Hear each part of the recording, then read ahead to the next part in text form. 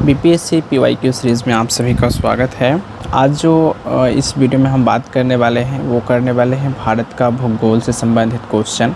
आपको पता है कि हम एक बीपीएससी पीवाईक्यू सीरीज़ का एक सीरीज़ चला रहे हैं जिसमें 20 वर्षों के जो क्वेश्चन हैं वो हम डिस्कस कर रहे हैं। इससे पहले हमने हिस्ट्री कंप्लीट किया है, जो जनरल ज्योग्राफी से क्वेश्चन आती है उसे कंप्लीट किया है, पॉलिटिकल साइंस से संबंधित जो भी क्वेश्चन थी उसे भी हमने कंप्लीट किया है। उसी के मद्देनज़र आज जो है वो भारत का भूगोल है। तो इसका जो पहला क्वेश्चन है वो है भारत का विस्तार है, मतलब भारत का विस्तार जो है वो कैसे है, कितना उत्तर है कितना दक्षिण है, उसके बीच की आपको बात कर रहा है। तो भारत की जो मुख्य भूमि का विस्तार है वो उत्तर पूर्वी गोलार्ध में है, और जो कि 8 डिग्री 4 उत्तर से लेकर के 37 डिग्री 6 उत्तरी अक्षांशों तथा 68 डिग्री 7 पूर्व तथा 97 डिग्री 25 पूर्वी देशांतर के मध्य में स्थित है। और कर्क रेखा जो है वो भारत के बीचों बीच से होकर के गुजरती है। तो जो कि हमने यहाँ पे जो बात किया है वो इस दिए हुए ऑप्शन में कहीं पर नहीं है, जिस वजह से इसका आंसर जो है वो डी हो जाएगा। और यहाँ पे जो बात हो रही है वो हो रही है कर्क रेखा की। तो आपको पता है कर्क रेखा जो है वो भारत के 8 राज्यों से होकर के गुजरती है, जिसे आप लोग एक ट्रिक है राम मित्र गुपन झांस करके है, तो इससे आप जो है सो इस ट्रिक से माध्यम से आप याद कर सकते हैं कि जो कर्क रेखा है वो किन किन राज्यों से होकर के गुजरती है। राज से राजस्थान हो जाएगा, मौ से मध्य प्रदेश हो जाएगा, मी से मिज़ोरम, त्रौ से त्रिपुरा, गु से गुजरात, पन से पश्चिम बंगाल, झा से झारखंड और छौ से जो है वो छत्तीसगढ़ हो जाएगी। अगला जो क्वेश्चन है वो है भारत का क्षेत्रफल जो है वो संसार के क्षेत्रफल का 2.4% है, परंतु इसकी संपूर्ण मानव जाति का 16% जनसंख्या है, या संपूर्ण मानव जाति का 17% जनसंख्या है, या संपूर्ण मानव जाति का 18% या फिर 28%। तो 2.4% जो है वो टोटल जो पृथ्वी का क्षेत्रफल है पूरे विश्व संसार का, उसका 2.4 जो है भारत रखता है। और इसके साथ ही भारत जो है वो विश्व का 7वां सबसे बड़ा देश जो है वो बन जाता है, और जनसंख्या के अनुसार से पहला देश बन जाता है। और जो 17% जनसंख्या जो है विश्व का वो भारत अकेले समेटे हुआ है। तो भारत का जो क्षेत्रफल है वो है 32,87,263 वर्ग किलोमीटर, जो संसार के समस्त क्षेत्रफल का स्थानीय भाग का लगभग 2.4% होता है। जबकि भारत में संपूर्ण विश्व की जनसंख्या लगभग 16 पॉइंट इतना था, लेकिन अब जो है 17 निवास कर रही है, और इसके अनुसार भारत जो है अभी जनसंख्या नंबर 1 है पूरे टोटल विश्व की जनसंख्या में। भारतीय जो प्रमाणिक समय है IST एवं ग्रीनविच माध्य समय जो है वो कितना अंतर देखने को मिलता है, तो 5.5 घंटा जो है वो आगे है, ठीक है। तो यहाँ पे देखिएगा कि उत्तर प्रदेश के जो मिर्ज़ापुर है वहाँ से जो है ये होकर के गुजरती है, और मिर्ज़ापुर उत्तर प्रदेश में पड़ता है। अगला जो क्वेश्चन है वो है हुंडू प्रपात निर्मित है। तो हुंडू प्रपात जो है वो किस नदी पर निर्मित है, आपसे ये पूछ रहा है। तो स्वर्ण रेखा जो नदी है उस पर जो है आपका हुंडू प्रपात जो है वो निर्मित है। हुंडू प्रपात जो है वो रांची से 45 किलोमीटर दूरी पर स्वर्ण रेखा नदी पर स्थित है, और इसकी ऊंचाई जो है वो 320 फुट जो है। इस 320 फुट को आप मीटर में कन्वर्ट करेंगे तो 98 मीटर जो है वो हो जाएगा। अगला क्वेश्चन है भारत की सर्वोच्च चोटी कौन है। तो भारत की सर्वोच्च चोटी जो है गॉडविन ऑस्टिन है, K2 गॉडविन ऑस्टिन, ठीक है। और माउंट एवरेस्ट जो है ये आपका नेपाल का सबसे ऊंचा चोटी है, याद रखिएगा। और जो गॉडविन ऑस्टिन है उसका जो अगर बात करें उसका हाइट जो है तो वो है आपका 8611 जो है मीटर उसका हाइट है। और वहीं पे अगर माउंट एवरेस्ट की बात करें तो ये 8848 जो है वो मीटर इसका हाइट है। अच्छा, यहाँ पे आप एक्सप्लेनेशन में देखिए कि हिमालय पर्वत श्रेणियों के पर्वत जो की ऊंचाई जो है वो संबंधित देश, और इस प्रकार से जो माउंट एवरेस्ट का जो सबसे ऊंची चोटी है, माफ़ कीजिएगा हिमालय की, तो वो माउंट एवरेस्ट है। और किससे संबंधित है, नेपाल से। गॉडविन ऑस्टिन जो है वो है आपका भारत से। कंचनजंगा ये भी भारत से है। मकालू जो है वो आपका नेपाल से है। अगला जो क्वेश्चन है कि हिमालय में हिम रेखा निम्न के बीच होती है, अर्थात हिमालय में जो हिम रेखा है वो किसके बीच होती है। तो 4300 से लेकर के 6000 मीटर पूर्व में होती है। अगला है क्वेश्चन कि हिमालय का पर्वत जो है वो पदीय प्रदेश है किसका, तो शिवालिक का। अगला है कि शिवालिक श्रेणी का निर्माण हुआ है, तो सेनोजोइक में जो है इसका निर्माण हुआ है। शिवालिक या आप कह सकते हैं ब्रह्म हिमालय का निर्माण जो है वो आज से 5 से लेकर के 1.5 मिलियन वर्ष पूर्व प्लियोसीन अर्थात सेनोजोइक युग में जो है इसका निर्माण हुआ था। शिवालिक की बात कर रहे हैं। तो अगला जो क्वेश्चन है वो है भारत के अतिरिक्त प्रायद्वीपीय पर्वत जो है वो निर्मित है। भारत के अतिरिक्त प्रायद्वीपीय पर्वत जो है वो निर्मित है, तो कहाँ? तो सेनोजोइक महाकल्प में। ठीक है, भारत के अतिरिक्त जो प्रायद्वीपीय पर्वत निर्मित है वो कहाँ है? सेनोजोइक महाकल्प में। अतिरिक्त प्रायद्वीपीय पर्वत का निर्माण सेनोजोइक अल्पकल्प में हुआ है। और हिमालय पर्वत जो है वो भारत के अतिरिक्त प्रायद्वीपीय पर्वत का ही उदाहरण है। अगला है छोटा नागपुर पठार क्या है? तो छोटा नागपुर पठार जो है वो एक है अग्र गंभीर है। छोटा नागपुर पठार के विभिन्न ऊंचाइयों के पठारों का क्रम जो है मिलता है। मध्य पश्चिम भाग पर पाट भूमि स्थित है, जिसकी ऊंचाई जो है अधिकतम 1100 मीटर मिलती है और इस पठार की प्रत्येक दिशा में सोपान मिलते हैं। पठार में ढाल तीव्र स्कार्पों के रूप में पाए जाते हैं, अतः यह एक जो है अग्र गंभीर है। अगला जो क्वेश्चन है वो कह रहा है कि भारत में भू आकारों की रचना के संबंध में निम्नलिखित कथनों पर विचार कीजिए। पहला आपसे कह रहा है कि संरचनात्मक दृष्टि से मेघालय पठार दक्कन पठार का ही विस्तारित भाग है। याद रखिएगा, पूछ रहा है कौन सा जो है वो सही है। तो संरचनात्मक दृष्टि जो मेघालय का पठार है वो दक्कन पठार का ही विस्तृत भाग है, तो ये स्टेटमेंट सही है। अगला है कश्मीर घाटी की रचना एक समभिन्नति में हुई है, ये भी सही है। गंगा मैदान की रचना जो है वो एक अग्र गर्त में हुई है, ये भी सही है। अगला जो स्टेटमेंट है वो है हिमालय की, अच्छा देखिए इसमें आप स्टेटमेंट के माध्यम से भी आंसर निकाल सकते हैं एलिमिनेट मेथड से। तो आपको पता है कि पहला और दूसरा जो है वो सही है, तो आप पहला दूसरा देखिए कहाँ कहाँ है। तो आप देखिए पहला दूसरा सिर्फ ऑप्शन नंबर ए पर है, इसलिए आप ये सही कर सकते हैं, क्योंकि दूसरा इसमें भी नहीं है, दूसरा इसमें भी नहीं है, दूसरा इसमें है तो पहला इसमें नहीं है, क्योंकि आपको पता है पहला दूसरा स्टेटमेंट दोनों सही है, तो ये भी नहीं होगा। तो इसका आंसर सिर्फ और सिर्फ जो है वो ए होगा। अब इसका एक्सप्लेनेशन हम अगर देखें तो मेघालय पठार जो है प्रायद्वीपीय पठार का ही बहिर्शाय है।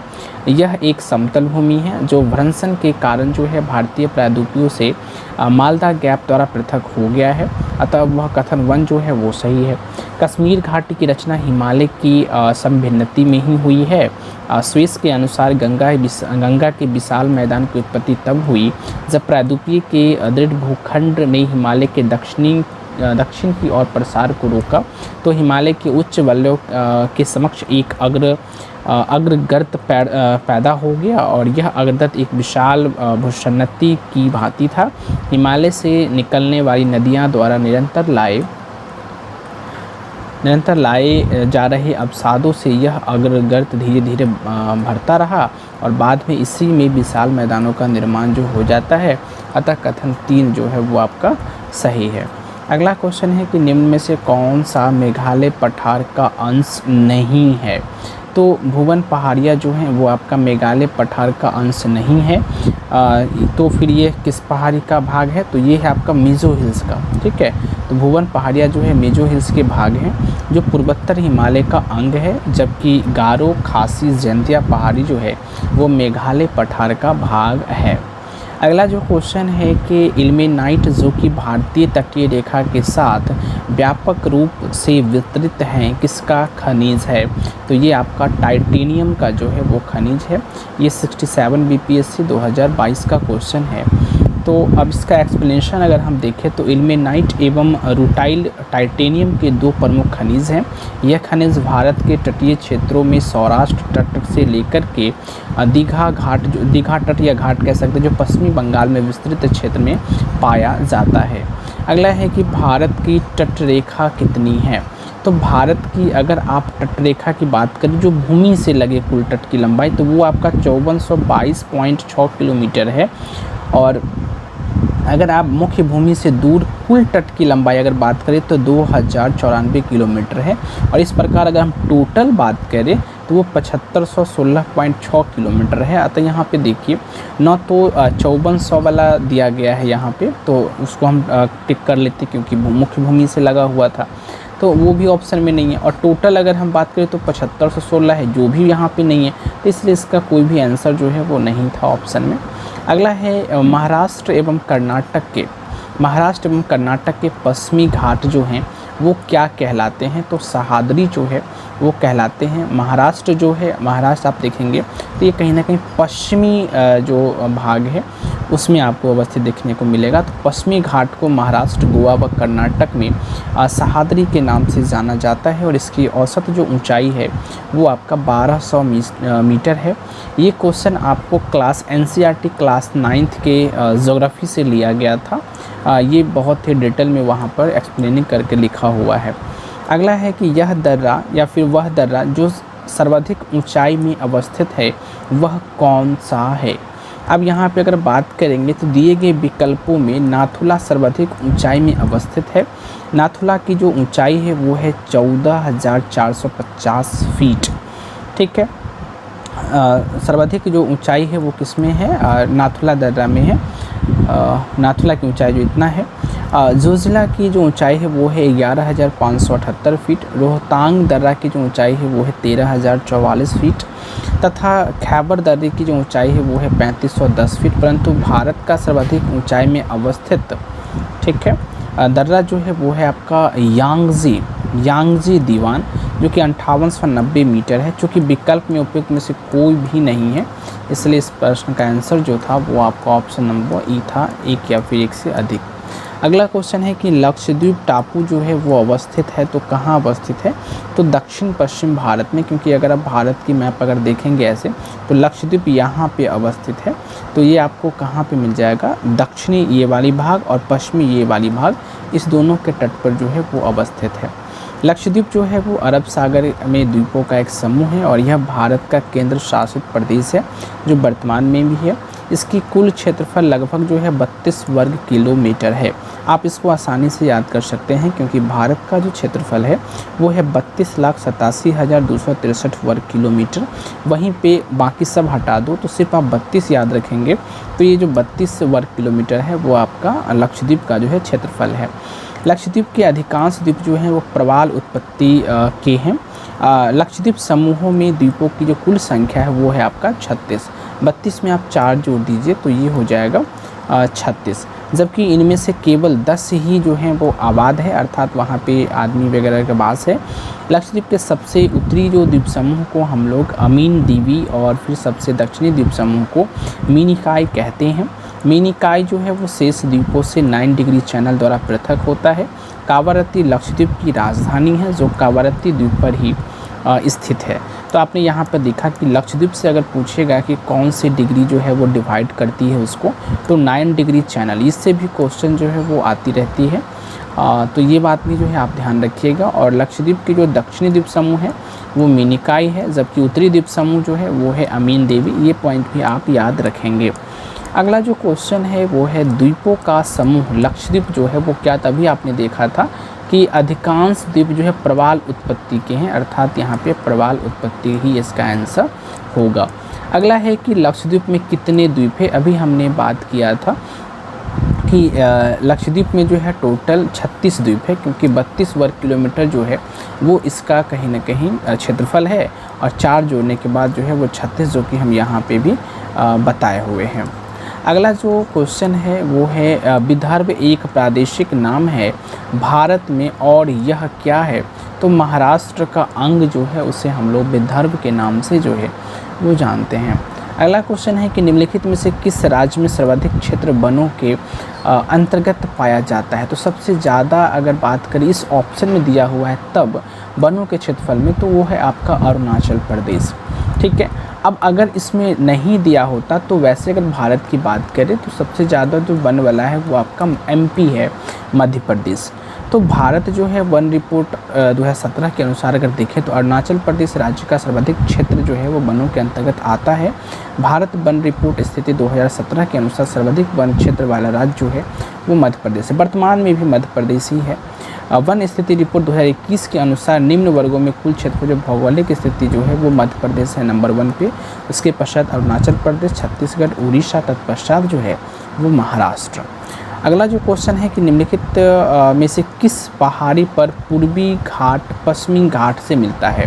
किस पहाड़ी पर जो है पूर्वी घाट और पश्चिमी घाट मिलता है? अगर आप भारत की मैप ये वाली देखें तो भारत की अंग्रेजी वर्णमाला के भी के शेप का आकार है भारत का, तो ये वाला जो भाग है वो आपका पश्चिमी घाट है और ये जो है वो आपका पूर्वी घाट है। तो ये दोनों जो है मिलती कहाँ पे है? तो वो नीलगिरी पहाड़ी के तट पर जो है वो मिल जाती है।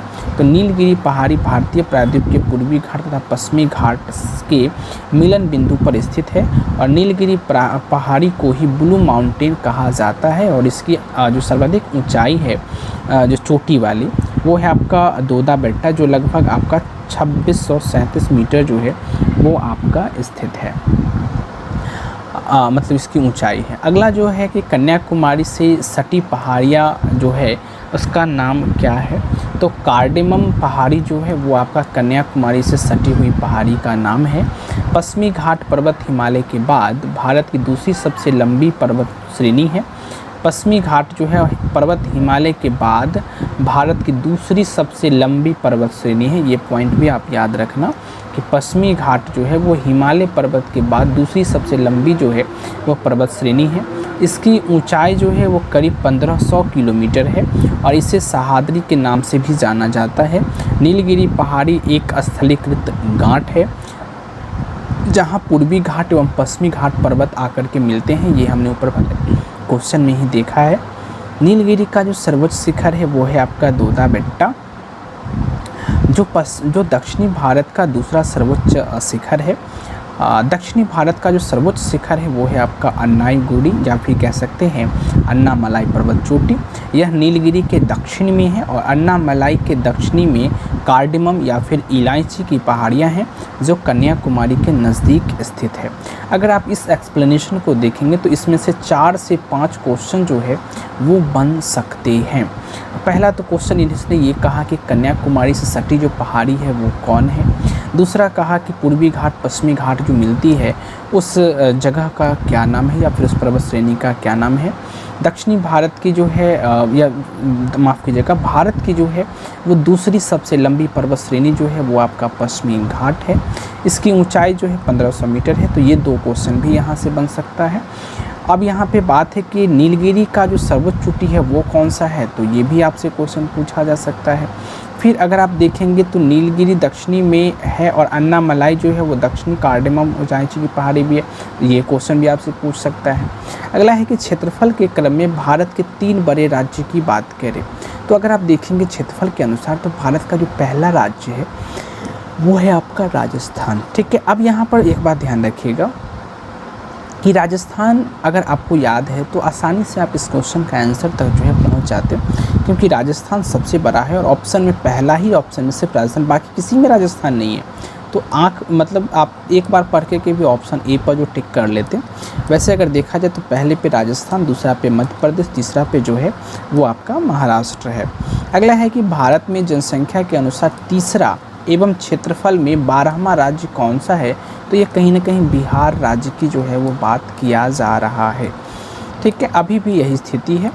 अब अगला है, अब अगर आप देखेंगे तो बिहार जो है जनसंख्या के दृष्टि बीच में ये 13वें स्थान पे चला गया था, लेकिन जब जम्मू कश्मीर डिवाइड हो गई तो जाकर के फिर ये 12वां स्थान अपने पे आ गया। तो भारत का तीसरा सबसे बड़ा राज्य है और क्षेत्रफल के दृष्टि से तीसरा बड़ा राज्य है, माफ़ कीजिएगा, जनसंख्या के दृष्टि से तीसरा सबसे बड़ा राज्य है और क्षेत्रफल की दृष्टि से 12वां बड़ा राज्य है। तेलंगाना के गठन के बाद जो है वो क्षेत्रफल की दृष्टि से बिहार का स्थान 13वां हो गया था, परंतु जम्मू कश्मीर के पुनर्गठन के पश्चात बिहार का स्थान जो है पुनः 12वां जो है वो हो गया है। भारत में निम्नलिखित भागों में द्रविड़ीय प्रजाति जो है मुख्यतः कहाँ संकेंद्रित है, तो वो आपका दक्षिणी भारत में, नाम से ही पता चलता है। अगला है कि निम्नलिखित में से किस राज्य में जनजातीय समूह की पहचान नहीं की गई है, अर्थात ऐसा कौन सा राज्य है जहाँ पे जनजातीय समूह नहीं है, तो वो आपका हरियाणा जो है वो आंसर हो जाएगा। अगला क्वेश्चन है कि नील जाति जो है, माफ़ कीजिएगा, भील जाति जो है वो कहाँ पाई जाती है, तो महाराष्ट्र में जो है भील जाति पाई जाती है इस ऑप्शन में से। वैसे जो भील जाति है भारत के गुजरात में भी है, मध्य प्रदेश में भी है, छत्तीसगढ़ में भी है, महाराष्ट्र में भी, आंध्र प्रदेश में ही, तेलंगाना सहित कर्नाटक, त्रिपुरा एवं राजस्थान प्रांतों में जो है इनका अधिवासित है। अगला क्वेश्चन है कि निम्नलिखित में से जनजातियों और राज्य की कौन सी जोड़ी जो है वो सही नहीं है। तो अभी आपने देखा कि भील जो है वो गुजरात में पाई जाती है। अगर आप गद्दी की बात करें तो वो हिमाचल प्रदेश में है। कोटा जाति की बात करें तो जनजाति की तो ये तमिलनाडु में है। और आप अगर टोडा जनजाति की बात करें तो ये आपका केरल में नहीं बल्कि तमिलनाडु में है। ठीक है, तो ये बात भी आप याद रखना। और ये ऑप्शन में दिया हुआ मतलब एक्सप्लेनेशन में दिया हुआ है, तो आप याद रखना कि भील जो है वो गुजरात, कर्नाटक, मध्य प्रदेश, राजस्थान इत्यादि इसलिए क्योंकि और भी राज्य में है। गद्दी जो है वो हिमाचल प्रदेश, जम्मू कश्मीर में, कोटा तमिलनाडु में, टोडाडो जो है टोडा वो भी तमिलनाडु में है। अगला जो क्वेश्चन है, निम्नलिखित नगरों में अलकनंदा एवं भागीरथी कहाँ मिलकर के गंगा नदी जो है वो बनाती है। क्वेश्चन कह रहा है कि अलकनंदा और भागीरथी जो है वो कहाँ मिलती है, जहाँ पे मिलती है उस पॉइंट जो है वो उसके पॉइंट को क्या नाम दिया गया है। तो देवप्रयाग जो है इसका नाम दिया गया है और ये आपको उत्तराखंड में है। तो देवप्रयाग उत्तराखंड के टिहरी गढ़वाल ज़िले में स्थित प्रसिद्ध तीर्थ स्थल है। यह अलकनंदा एवं भागीरथी नदियों के संगम पर स्थित है और इसी संगम स्थल के बाद से नदी को जो है वो गंगा के नाम से जाना जाता है। देवप्रयाग उत्तराखंड के 5 प्रयागों में से एक है। अगला है कि भारत में यरलुंग जंगवो नदी को किस नाम से जाना जाता है। तो ब्रह्मपुत्र नदी को जो है जाना जाता है। भारत में यरलुंग जंगवो जियांग नदी को ब्रह्मपुत्र नदी के नाम से जाना जाता है और यह नदी जो है तिब्बत में शांगपो तथा बंगाल में जमुना कहलाती है। अगला जो क्वेश्चन है कि तेल नदी निम्नलिखित नदियों में से किसकी सहायक नदी है। तेल नदी जो है वो निम्नलिखित में से किसकी सहायक नदी है। तो बागमती, गंडक, घाघरा और कमला इन सब में से नहीं है। तेल नदी जो है वो महानदी की सहायक नदी है, महानदी की ट्रिब्यूटरी है। ठीक है, और यह ओडिशा राज्य की प्रमुख नदी है। और महानदी की अन्य सहायक नदियों की अगर हम बात करें तो वो आपका शिवनाथ है, जोंक है, हंसदो है, ईव है, मांड है। ठीक है, अगला क्वेश्चन है कि निम्नलिखित में से कौन सी नदियां जो हैं बंगाल की खाड़ी में गिरती है। गंगा आपको पता है कि यह बंगाल के खाड़ी में गिरती है। ब्रह्मपुत्र की बात करें तो यह भी जो है वो बंगाल की खाड़ी में गिरती है। गोदावरी की अगर बात करें तो यह बंगाल की खाड़ी में नहीं गिरती। अगला बात करें तो इसमें से गोदावरी जो है ये भी बंगाल की खाड़ी में ही गिरती है क्योंकि इसका भी बहाव इधर ही जाती है। अगला है महानदी। तो महानदी जो है इसका भी महानदी अगर आप देखेंगे तो इस साइड में बहती है तो ये भी बंगाल की खाड़ी में ही जाएगी। कृष्णा नदी इधर से बहती है तो ये भी बंगाल की खाड़ी में, कावेरी भी यही जाएगी। अगला है तापी, नर्मदा और लूनी। अब एक बात यहाँ देखिए कि गंगा, ब्रह्मपुत्र, गोदावरी, महानदी, कृष्णा, कावेरी, पेन्नार, स्वर्णरेखा तथा ब्रह्मगिरी बंगाल की खाड़ी में गिरने वाली जो है वो प्रमुख नदी है, जिस वजह से ये आपको होगा। इसमें नर्मदा जो है ये अरब सागर में गिरती है। अगला जो है निम्नलिखित में से गंगा नदी घाटी का भाग कौन सी जो है उपनदी है। निम्नलिखित में से गंगा नदी घाटी का भाग जो है वो कौन सी उपनदी है। उत्तरी कोयल झारखंड में बहने वाली एक नदी है जो सोन नदी की भी एक सहायक नदी है। यह सोन नदी के दाहिने तट पर मिलती है। दाहिने तट का मतलब जैसे मान लीजिए ये नदी की फ्लो इस तरफ जा रही है तो दाहिना साइड ये हो गया, लेफ़्ट साइड बामा साइड ये हो गया। तो ये दाहिने साइड से जो है वो आपका कहीं ना कहीं ट्रिब्यूटरी है। सोन नदी दक्षिणी भाग से गंगा नदी में मिलने वाली दूसरी सबसे बड़ी जो है सहायक नदी है। और पहली अगर बात करें तो वो आपका यमुना नदी है। सोन नदी कहीं ना कहीं पटना के आसपास जो है वो मिल जाती है। अगला है दक्षिणी कोयल नदी झारखंड व उड़ीसा में प्रवाहित होती हैं।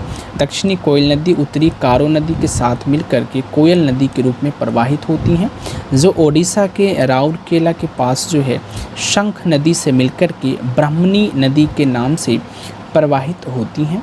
अगला है बराकर नदी दामोदर नदी की मुख्य सहायक नदी है, जो झारखंड के कोडरमा पहाड़ से निकल करके हजारीबाग से होते हुए दामोदर नदी में मिलती है और दामोदर हुगली नदी में मिलती है। इस प्रकार बराकर और उत्तरी कोयल गंगा नदी घाटी की उपनदियां हैं।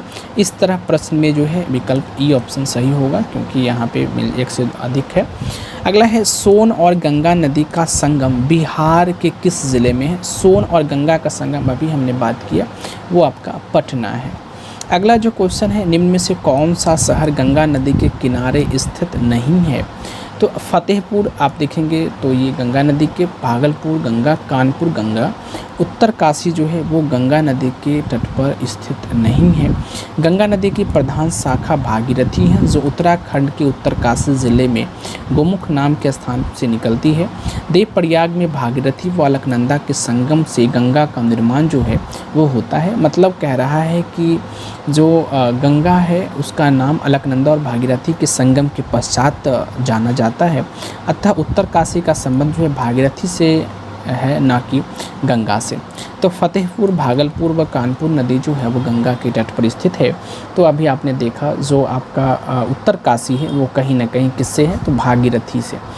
याद रखिएगा, भागीरथी जो है भागीरथी जो है और अलकनंदा जो है ये जब मिलता है तो आपको गंगा के नाम से जो है वो जाना जाता है।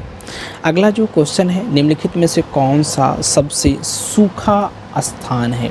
मुंबई, लेह, दिल्ली या फिर बंगलोर? तो इसका आंसर लेह होगा। लेह भारत का सबसे कम वर्षा का क्षेत्र है और यह भारत का सबसे शुष्क स्थल है। अगला है अमृतसर एवं शिमला लगभग एक ही अक्षांश पर स्थित है, परंतु इसकी जलवायु में भिन्नता है और यह क्यों है? तो इसकी ऊंचाई में भिन्नता के कारण जो है इसकी जलवायु में भिन्नता देखने को मिलता है। अगला जो क्वेश्चन है कि भारत की सर्वाधिक वर्षा मुख्यतः प्राप्त होती है कहाँ पे या कहाँ से? तो दक्षिणी पश्चिमी मानसून से जो है वो प्राप्त होती है भारत की सर्वाधिक वर्षा। ठीक है। मौसम विभाग के अनुसार दक्षिणी पश्चिमी मानसून से भारत की कुल वर्षा का लगभग 75% हिस्सा जो है वो आपका प्राप्त होता है। अगला है दोमट्टी या फिर लोम मिट्टी से मिट्टी का कौन सा कण जो है वो मिलता है? तो बालूकण, पांशुकण, चिकनाकण या फिर तो चिकनाकण, तो जहाँ पे सभी है तो ये सभी मिल जाएंगे, बालूकण भी, पांशुकण भी, चिकनाकण भी। अगला है कि पौधे को सबसे अधिक पानी किस मिट्टी में मिलता है? तो चिकनी मिट्टी में जो है पौधे को सर्वाधिक अधिक पानी जो है वह मिलता है।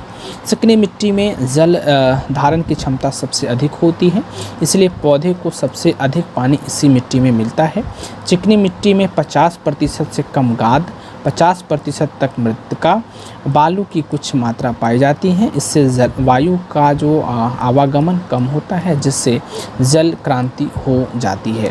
अगला जो क्वेश्चन है वो कह रहा है कि निम्नलिखित नहर प्रणालियों में किस से बिहार के क्षेत्र की सिंचाई जो है वो आपकी होती है? तो त्रिवेणी नहर से जो है बिहार के सिंचाई होती है। अगर आप देखेंगे त्रिवेणी नहर जो है बिहार के क्षेत्र में सिंचाई होती है। यह गंडक नदी के बाएं तट से निकाली गई है और यह पश्चिम चंपारण ज़िले में जो है वो स्थित है। अगला है दिए गए विकल्पों में हरित क्रांति के घटक को चुनिए।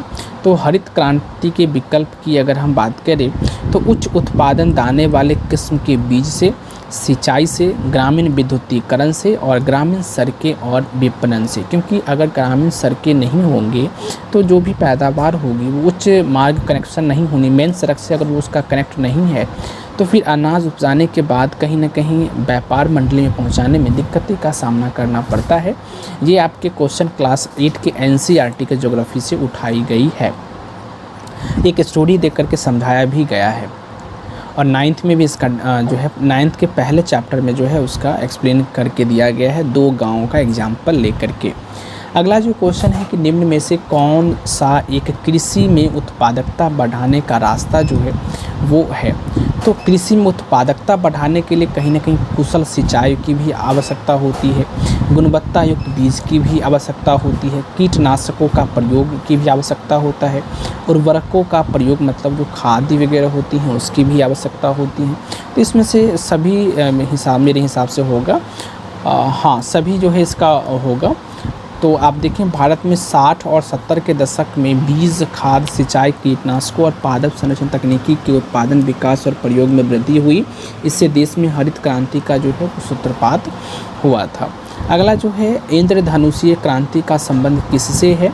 तो हरित क्रांति से, श्वेत क्रांति से, नील क्रांति से, सभी से जो है आपका इंद्रधनुषीय कृषि का संबंध, क्रांति का संबंध है। अगला है काली क्रांति जो है वो संबंधित है। तो काली क्रांति जो है वो कच्चा तेल के उत्पादन से संबंधित है, क्योंकि आप कच्चे तेल को देखेंगे तो वो काला, बहुत ही डार्क ब्लैक होती है। अब यहाँ पे इसका एक्सप्लेनेशन इंद्रधनुषीय क्रांति का हम एक बार देख लेते हैं, क्योंकि वर्ष 2000 में केंद्र सरकार ने नई राष्ट्रीय कृषि नीति की घोषणा की और इस नई नीति के तहत इंद्रधनुषीय क्रांति की परिकल्पना प्रस्तुत की गई। इसके अंतर्गत प्रत्यक्ष या अप्रत्यक्ष रूप से कृषि के क्षेत्र से संबंधित सभी क्रांतियों को शामिल किया गया, जैसे कि हरित क्रांति, श्वेत क्रांति, पीली क्रांति, नीली क्रांति, लाल क्रांति, सुनहरी क्रांति, भूरी क्रांति, रजत क्रांति व खाद्यान्न श्रृंखला क्रांति आदि जो है वो आपका शामिल है। अब काली क्रांति का संबंध जो है कच्चा तेल उत्पादन से है। अन्य प्रमुख क्रांतियों तथा उसके उत्पादन इस प्रकार है, जैसे गुलाबी क्रांति प्याज से है, नीली क्रांति का संबंध मत्स्य से है, हरित क्रांति का संबंध खाद्यान्न उत्पादन से और लाल क्रांति का उत्पादन जो है वो मांस और टमाटर के उत्पादन से है। पीली क्रांति तिलहन उत्पादन से संबंधित है। अगला है भारत का अधिकतम गेहूं जो है वो उत्पादक राज्य कौन सा है, मतलब भारत के ऐसा कौन सा राज्य है जो गेहूं का सबसे अत्यधिक उत्पादन करता है, तो वो उत्तर प्रदेश जो राज्य है वो है। तो प्रश्न काल के दौरान 3 बड़े गेहूं उत्पादक राज्य जो हैं वो क्रमशः थे प्रश्न काल के दौरान, पहला उत्तर प्रदेश, पंजाब व हरियाणा। लेकिन अब वर्तमान में अगर आप बात करें 2020-21 के आंकड़ों के अनुसार, तो सर्वाधिक गेहूं उत्पादन करने वाला जो राज्य है वो उत्तर प्रदेश, मध्य प्रदेश और फिर पंजाब है। तो अब आप ये याद रखना कि सबसे ज़्यादा जो गेहूं उत्पादन करता है अब भी वर्तमान में, तो वो उत्तर प्रदेश है, मध्य प्रदेश है, उसके पश्चात जो तीसरा का जो है वो पंजाब है। अगला है सबसे ज़्यादा गेहूं कहाँ पैदा होता है, तो अभी हमने देखा उत्तर प्रदेश में। अगला है भारत के किस राज्यों में गन्ना सबसे ज़्यादा पैदा होता है, तो बिहार एवं उत्तर प्रदेश। 2021-20 में चतुष्अग्नि अनुमान के अनुसार जो है सर्वाधिक गन्ना उत्पादन 8 राज्यों का क्रमशः होता है और इस प्रकार जो है, पहला है आपका उत्तर प्रदेश, दूसरा है महाराष्ट्र, कर्नाटक, गुजरात, तमिलनाडु, बिहार, हरियाणा एवं पंजाब। इसलिए विकल्प जो है ए आपका सही होगा। राजस्थान में तो गन्ना उत्पादन हो ही नहीं सकता, क्योंकि वहाँ पे उतनी पानी की मात्रा ही नहीं है। जम्मू कश्मीर में भी नहीं होता है, तो इसलिए आप इसको जो है भी एलिमिनेट कर सकते थे। 2 ऑप्शन तो इसी तरीके से हट जाते। अगला है भारत के निम्न राज्यों में से किसे चीनी का कटोरा जो है वो कहा जाता है, तो उत्पादन के तौर पे भी जो है सो उत्तर प्रदेश नंबर 1 पे आता है और चीनी बनाने में भी जो है नंबर 1 पे आता है। उत्तर प्रदेश को ही भारत का चीनी का कटोरा कहा जाता है और यह गन्ने का सबसे बड़ा उत्पादक राज्य भी है। वर्ष 2019-20 में चीनी का भी सबसे बड़ा उत्पादक है और वर्ष 2020-21 में भी उत्तर प्रदेश जो है चीनी का सबसे ज़्यादा उत्पादक रहा है। अगला है भारत में एकमात्र राज्य जो केसर का उत्पादन करता है, वो आपका जम्मू कश्मीर जो है वो है आपका जो केसर का उत्पादन करता है। आपने सुना होगा विमल में केसर की मात्रा होती है, जो मैं जानता हूँ स्टूडेंट आप लोग हो, लेकिन कोई ना कोई स्टूडेंट ज़रूर देख रहे होंगे जो खाते भी होंगे, लेकिन याद रखिएगा उसमें केसर की मात्रा नहीं होती है। बेचने का एक बिजनेस करने का एक स्ट्रेटजी प्लान होती है जिसके तहत आपको दिया गया, क्योंकि गुटखा नाम से कभी भी कोई भी जो जहर होती है वो नहीं बेची जाती है, सिर्फ आपको ऐसी चीज़ नाम दे करके बेचा जाता है। जैसे कि आप शिखर खाओ या कुछ भी खाओ, तो वो कहीं ना कहीं वो शिखर करके आपको नहीं बेचता, उसमें आपको पान मसाला नाम दे दिया जाता है या इलायची रख के दे दिया है कि इलायची का मात्रा इसमें हम इलायची बेच रहे हैं। ठीक है। अगला है निम्न में से नकदी फसल कौन सी नहीं है। नकदी फसल जो है ज्वार नहीं है, जबकि जूट, मूंगफली, गन्ना जो है वो आपका नकदी फसल है। तो ज्वार नकदी फसल नहीं है। आर्थिक समीक्षा भारत सरकार भारत की प्रमुख फसलें को निम्न प्रकार जो है प्रदर्शित किया गया है। खाद्यान्न फसलें चावल, गेहूं, मक्के, मोटे अनाज। गैर खाद्यान्न फसलें जैसे कि नकदी फसलें तिलहन, मूंगफली, रैपसीड और सरसों। रिश्तेदार कपास, जूट, मेस्ता, इस प्रकार से। अगला क्वेश्चन है कि भारत में कौन से 2 राज्य सबसे बड़े पैमाने पर लौह अयस्क से संपन्न है। भारत के कौन से 2 राज्य जो हैं वो सबसे बड़े पैमाने पर लौह अयस्क से संपन्न है, तो वो आपका मध्य प्रदेश है और फिर ओडिशा है। अगला जो क्वेश्चन है कि निम्नलिखित लौह अयस्कों में से बैलाडीला में किसका खनन जो है वो आपका होता है, तो हेमेटाइट का जो है वो खनन होता है। अगला जो क्वेश्चन है कि झारखंड में कोयले की खानें स्थित है। झारखंड में जो है कोयले की खानें स्थित है, तो कहाँ पे है, तो वो आपका झरिया में स्थित है। झरिया कोयला क्षेत्र झारखंड के धनबाद जिले में स्थित है। देश के अधिकांश कोकीन कोयला का भंडार यहीं पर स्थित है, जबकि जमशेदपुर मुख्यतः इस्पात उत्पादनों के लिए, लोहरदगा बॉक्साइट उत्पादन के लिए तथा रांची जो है वो भारी मशीनों के निर्माण के लिए प्रसिद्ध है। अगला है भूमिगत कोयले का दहन किस राज्य में जो है होता है, तो झारखंड में ही जो है वो होता है, क्योंकि आग लग चुकी है तो आग बुझ ही नहीं सकती, तो यह दहन झरिया कोल फील्ड क्षेत्र में हो रहा है। अगला है झारखंड के झरिया क्षेत्र में मुख्यतः क्या पाया जाता है, तो अभी हमने बात किया था कोयला जो है वो आपका पाया जाता है। ठीक है,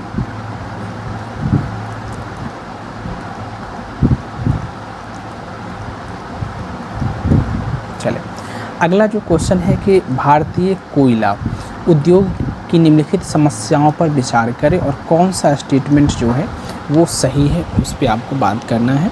पहला है निम्न कोटि का कोयला एवं कोयला संचलन में बाधा है। निम्न कोटि का कोयला एवं कोयला संचलन में बाधा है।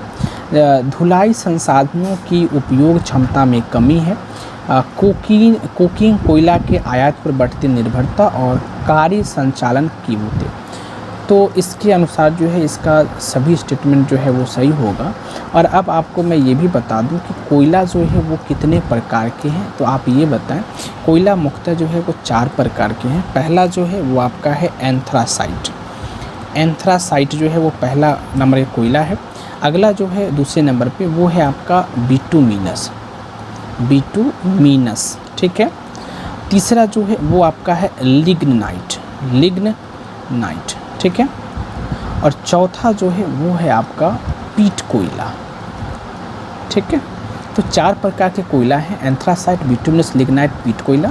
पीट कोयला जो है वो सबसे निम्न प्रकार के कोयला है, क्योंकि इसमें जब आप इसको दहन करते हैं तो जो धुआं की मात्रा होती है वो बहुत ज़्यादा होती है, जबकि एंथ्रासाइट में ज़्यादा मात्रा में नहीं होती। और उच्चतम कोयला जो है ये एंथ्रासाइट ही है, याद रखिएगा। ठीक है। अगला जो क्वेश्चन है वो है आपका भारत में सबसे पुराना तेल भंडार जो है वो कहाँ स्थित है, तो डिंगबोई असम में जो है वो भारत का सबसे पुराना तेल भंडार स्थित है और यह ब्रह्मपुत्र घाटी का तेल भंडार है। ब्रह्मपुत्र घाटी देश की सबसे पुरानी तेल घाटी है। अगला है भारत में सर्वप्रथम तेल ऊर्जा संकट जो है वो कब हुआ था, तो 1970 और 80 के दशक में जो है वो भारत में हुआ था। भारत में सर्वप्रथम भयानक ऊर्जा संकट वर्ष 1973 में पैदा हुआ, जब तेल निर्यातक जो ओपेक जो है organisation of petroleum export country ने तेल की कीमतें में अकस्मात 4 गुने से अधिक जो है वो वृद्धि कर दी तेल की दाम में, जिस वजह से ये ऐसा हो गया था। भारत में प्रति ऊर्जा व्यक्ति की खपत वर्ष 1994 में क्या थी, तो 1994 की बात कर रहा है तो वो आपका 243 किलोग्राम जो है वो तेल के बराबर थी प्रति व्यक्ति। अगला है अगला क्वेश्चन जो है वो है निम्न राज्यों में से कौन सा राज्य जो है वो भारत में सर्वाधिक सौर ऊर्जा का उत्पादन करता है, तो कर्नाटक जो है वो भारत में सर्वाधिक सौर ऊर्जा सोलर प्लेट का जो है उत्पादन सोलर प्लेट से विद्युत का उत्पादन जो है वो करता है। कर्नाटक पहले नंबर पर, राजस्थान दूसरे, आंध्र प्रदेश तीसरे, तेलंगाना जो है वो आपका चौथे नंबर पर आता है। अगला जो क्वेश्चन है कि भारत में राज्य विद्युत बोर्डों की वित्तीय रुग्णता के निम्नलिखित कारणों पर जो है वो बात करें और कौन सा स्टेटमेंट जो है वो सही है, उस पर आपको बात करने की बोल रहा है।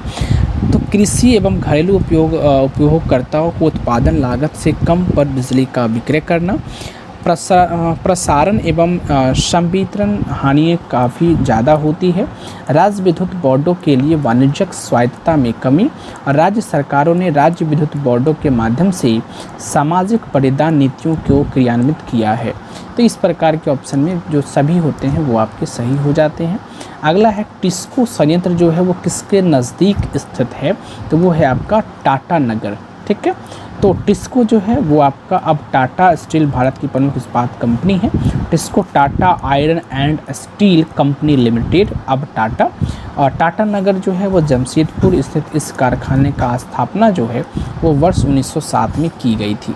अगला है बिहार में डालमिया नगर किसके लिए प्रसिद्ध, तो डालमिया नगर जो है बिहार में वो सीमेंट के लिए प्रसिद्ध है। ठीक है। बिहार में डालमिया नगर जो है मुख्य रूप से सीमेंट के लिए प्रसिद्ध है और इसके अतिरिक्त यहाँ चीनी, कागज़, केमिकल आदि उद्योग भी स्थित है। अगला है निम्नलिखित स्थानों में कहाँ तांबा उद्योग जो है वो आपका स्थापित है। तो खेतरी में जो है वो तांबा का जो उत्पादक जो है वो स्थित है। खेतरी राजस्थान के झुंझुनू ज़िले में स्थित है। यहाँ तांबा उद्योगों के लिए प्रसिद्ध है और यहाँ तांबे की खदानें पाई जाती है। हिंदुस्तान कॉपर लिमिटेड के अधीन यहाँ कॉपर प्रोजेक्ट चलाया जा रहा है, जबकि तारापुर परमाणु ऊर्जा, टीटागढ़ कागज उद्योग एवं रांची इंजीनियरिंग उद्योग के लिए प्रसिद्ध है। राजस्थान राज्य का खेतरी बेल्ट किसके लिए प्रसिद्ध है। तो अभी हमने बात किया तांबा खनन के लिए। अगला है स्वर्णिम चतुर्भुज क्या है। स्वर्णिम चतुर्भुज क्या है। तो राष्ट्रीय राजमार्ग परियोजना जो है वो है आपका। अगला जो क्वेश्चन है, भारत का 40% सड़क परिवहन जो है वो होता है किससे। तो राष्ट्रीय राजमार्ग से जो है वो होता है। निम्नलिखित हिमालय पर्वत श्रेणियों में से किस पर्वत श्रेणी को अटल टनल पार करती है, या फिर किस पर्वत श्रेणी से जो अटल टनल पार करती है। तो पूर्वी पीर पंजाल से जो है वो अटल टनल पार करती है। 9.2 किलोमीटर लंबी अटल टनल हिमालय के पूर्वी पीर पंजाल श्रृंखला में स्थित है। यह पूरे वर्ष मनाली को लाहौल स्पीति घाटी से जोड़कर रखती है। इसका निर्माण सीमा सड़क संगठन द्वारा जो है वो किया गया है। यह भारत के लिए सामरिक दृष्टि से महत्वपूर्ण है। वर्ष 2002 में तत्कालीन प्रधानमंत्री अटल बिहारी वाजपेयी ने इस टनल की आधारशिला रखी थी और 2 अक्टूबर 2020 को रोहतांग हिमाचल प्रदेश में प्रधानमंत्री नरेंद्र मोदी ने अटल टनल का उद्घाटन जो है वो किया। अगला है निम्नलिखित नंबर की राजधानी ट्रेन में से कौन सी एक अत्यधिक दूरी तय जो है वो आपकी करती है। तो त्रिवेंद्रम सेंट्रल जो है वो आपकी सबसे अधिक दूरी जो है वो तय करती है, अधिकतम दूरी तय करती है। भारत की सर्वाधिक तीव्र गति से चलने वाली जो ट्रेन है वो उस समय गतिमान एक्सप्रेस।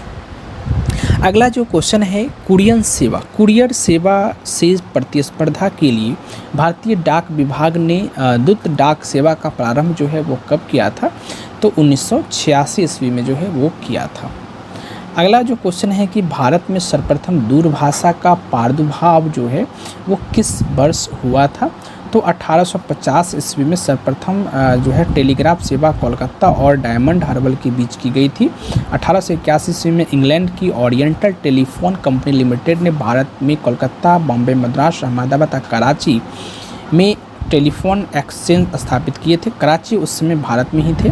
28 जनवरी 1982 टेलीफोन सेवा की जो है वो शुरुआत औपचारिक रूप से की गई थी। अगला जो क्वेश्चन है, पाट अंचल अवस्थित है। पाट अंचल कहाँ अवस्थित है। तो झारखंड में। पाट अंचल छोटा नागपुर प्रदेश में अवस्थित है। ये ऊंची पहाड़ी शिखर होते हैं और छोटा नागपुर पठार का अधिकांश भाग जो है वो झारखंड राज्य के अंतर्गत आता है। अगला है डुमरी तलैया। झुमरी तलैया जो है रेडियो पर गीतों की फरमाइश के लिए प्रसिद्ध है। झुमरी तलैया किस राज्य में अवस्थित है। तो झारखंड में जो है वो स्थित है झुमरी तलैया। राज्य के कोडरमा ज़िले में स्थित है। पहले यह अविभाजित बिहार में ही स्थित था। तो आपको पता है कि 15 नवंबर 2000 ईस्वी को जो है वो बिहार का डिवाइड हो गया था, झारखंड अलग हो गया था। क्षेत्रफल के अनुसार निम्नलिखित राज्यों का सही अवरोही क्रम जो है वो आपको बताना है घटते क्रम में। तो आपको पता है कि क्षेत्रफल के अनुसार जो है घटते आरोही अवरोही, ठीक है। तो इसमें जो सबसे पहले नंबर पे आएगा वो है आपका उत्तर प्रदेश। उसके पश्चात क्षेत्रफल के अनुसार पहला आना चाहिए मध्य प्रदेश, ठीक है। क्षेत्रफल के अनुसार जो पहला है वो आपका आएगा मध्य प्रदेश। उसके पश्चात जो है वो आपका आएगा उत्तर प्रदेश, ठीक है। उसके पश्चात उत्तर प्रदेश, उसके पश्चात आपका आंध्र प्रदेश और बिहार जो है वो 12वां नंबर पे है। और बिहार का जो क्षेत्रफल है वो है 94,163 वर्ग किलोमीटर। तो नंबर 1 पे आना चाहिए ये मध्य प्रदेश, ठीक है। और नंबर 2 पे जो आना चाहिए वो आपका आना चाहिए उत्तर प्रदेश। तो मतलब 3 और 4, तो 3 और 4, अच्छा 3 4 यहाँ पे है। उसके पश्चात आंध्र प्रदेश 1 और बिहार 2। तो ऑप्शन नंबर डी जो है वो इसका सही हो जाएगा। अगला है भौगोलिक दृष्टि से भारत के निम्न ज़िलों में से कौन सा ज़िला जो है वो सबसे बड़ा है?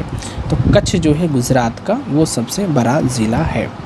ठीक है, लेह जो है वो 45,100 वर्ग किलोमीटर है और कच्छ जो है वो 45,674 वर्ग किलोमीटर है।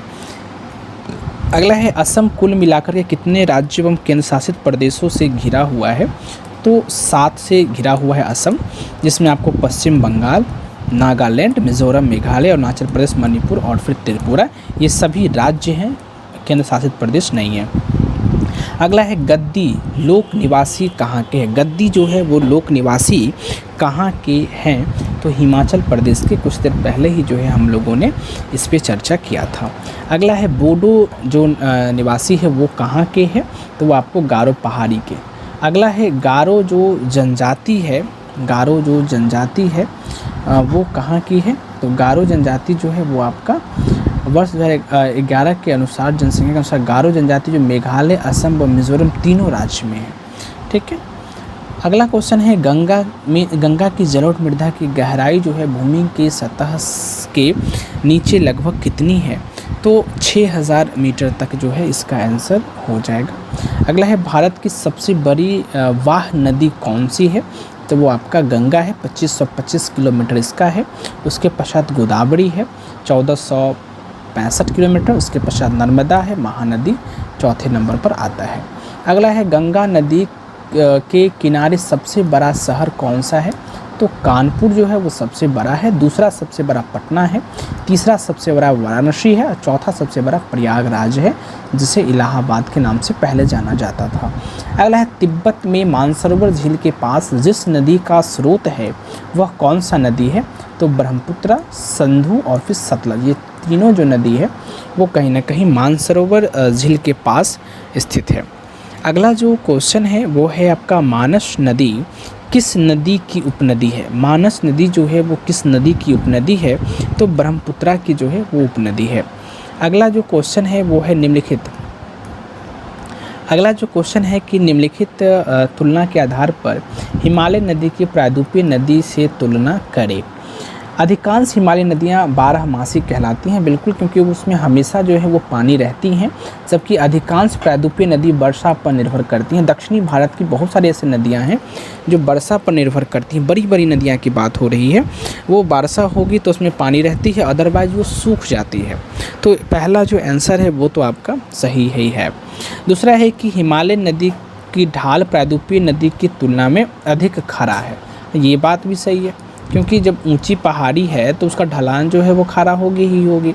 अगला है प्रायद्वीपीय नदी हिमालय नदी की तुलना में अपने रास्ते से अधिक क्षरण का कारण बनती है। प्रायद्वीपीय नदी जो हिमालय नदी की तुलना में अपने रास्ते के अधिक क्षरण का कारण बनती है, ये उल्टा लिखा हुआ है। हिमालय नदी जो है बहुत अधिक क्षरण का कारण बनती है, इसलिए ऑप्शन 1 और 2 जो है इसका सही हो जाएगा।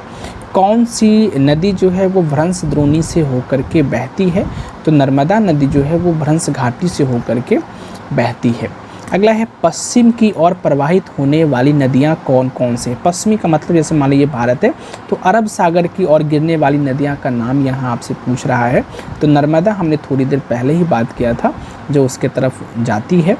ताप्ती नदी जो है वो भी आपको याद है, ताप्ती यहाँ पे लिखा हुआ, तापी नहीं, एक बात ध्यान रखिए, तापी नदी भी है। तो ताप्ती जो है वो आपकी अरब सागर में जाती है, और एक बात है आपकी राप्ती। तो राप्ती नहीं, 1 और 2। भारत के पश्चिमी दिशा में प्रवाहित होने वाली 3 प्रमुख नदियां में से नर्मदा, ताप्ती और साबरमती जो है ये आपकी जाती है, जबकि राप्ती घाघरा की साग नदी है जो उत्तर पश्चिम में दक्षिण पूर्वी दिशा में प्रवाहित हो रही है। अगला जो है कावेरी नदी कौन से राज्यों से होकर के गुजरती है? कावेरी नदी तो कर्नाटक, केरल और फिर तमिलनाडु राज्य से जो है वो होकर के गुजरती है। तो कावेरी नदी जो है वो कर्नाटक के कुर्ग ज़िले में ब्रह्मगिरी के निकट से निकल कर के 800 किलोमीटर लंबाई तथा 81,155 वर्ग किलोमीटर अवबाह क्षेत्र में प्रवाहित होती हैं। यह जो है तिरुचिरापल्ली के निकट बंगाल की खाड़ी में मिल जाती है। इसका अवबाह क्षेत्र केरल, कर्नाटक तथा तमिलनाडु में विस्तृत है। पहाड़ी के नीचे उतरने के पश्चात कावेरी नदी दक्कन पठार में प्रवाहित होती हैं, जहाँ श्रीरंगपट्टनम एवं शिवसुंदरम एवं श्रीरंगम द्वीपों का निर्माण जो है वो करती है। अगला है सोन, नर्मदा तथा महानदी जो है वो निकलती है। तो सोन और नर्मदा की बात करें तो वो अमरकंटक से निकलती है, जबकि महानदी जो है वो धमतरी के सिहावा पहाड़ी से निकलती है। अगला जो क्वेश्चन है वो है दामोदर नदी निकलती है कहाँ से, तो छोटा नागपुर के पठार से। अगला है निम्नलिखित में से कौन भूमि बंधित नदी है। भूमि बंधित नदी जो है वो आपका लूनी नदी है, ठीक है। लूनी नदी जो है वो अजमेर के दक्षिण पश्चिम में अरावली श्रेणी से निकलती है। 511 किलोमीटर तक प्रवाहित होने के पश्चात यह कच्छ के रण के दलदली क्षेत्र में विलुप्त हो जाती हैं, अतः इसका संपर्क जो है वो समुद्र से नहीं हो पाता। शेष नदी समुद्र में मिलने वाली नदियां हैं, जिसमें से आपको नर्मदा की बात हो रही थी, कृष्णा की और फिर ताप्ती की। अगला जो क्वेश्चन है निम्न नदियों में से सबसे अधिक जो है नदी पथ परिवर्तन करता है, तो कोसी जो है वो सबसे अधिक है, इसलिए इसे बिहार का शोक भी जो नदी कहा जाता है। अगला है दामोदर, कोयल और स्वर्णरेखा नदियाँ निम्नलिखित में से किससे निकलती है, तो छोटा नागपुर पठार से जो है दामोदर, कोयल और स्वर्णरेखा जो नदी हैं वो आपकी निकलती है। दामोदर, कोयल और स्वर्णरेखा नदी छोटा नागपुर पठार के क्षेत्र झारखंड से निकलती है। स्वर्णरेखा स्वतंत्र रूप से बंगाल की खाड़ी में गिरती है, जबकि दामोदर हुगली नदी में मिल जाती है। तो आप ये कह सकते हैं कि दामोदर जो है वो हुगली नदी की सहायक नदियाँ हैं। अगला जो क्वेश्चन है वो पूछ रहा है कि भारतीय मानसून मौसमी विस्थापन से इंगित है, जिसका कारण क्या है, तो स्थल तथा समुद्र का विभेदी तापन, ठीक है। अगला जो क्वेश्चन है वो है आपका, एक बार देखिए इसका एक्सप्लेनेशन एक बार देख लेते हैं। भारतीय मानसून मौसमी विस्थापन वाला है, जिसकी दिशा 6 माह तक तथा उत्तर पूर्व, दक्षिण पश्चिम तथा शेष 6 माह तक दक्षिण पश्चिम से पूर्वी, उत्तर पूर्वी रहती है। इस मानसून हवाओं की उत्पत्ति तापक्रम से भिन्नता के कारण होती है तथा अन्य जो है वो किसी कारण से इस पर पर्याप्त मतभेद है, जिसके लिए 2 संकल्पनाएं जो है वो प्रतिपादित किया गया है। पहला है तापीय संकल्पना, अर्थात मानसून की उत्पत्ति स्थल एवं जल के असमान संगठन तथा उसके गर्म एवं ठंड होने के विरोधी स्वभाव के कारण होती है, अर्थात इस पर सूर्य के उत्तरायण एवं दक्षिणायन का पर्याप्त जो है वो प्रभाव होता है।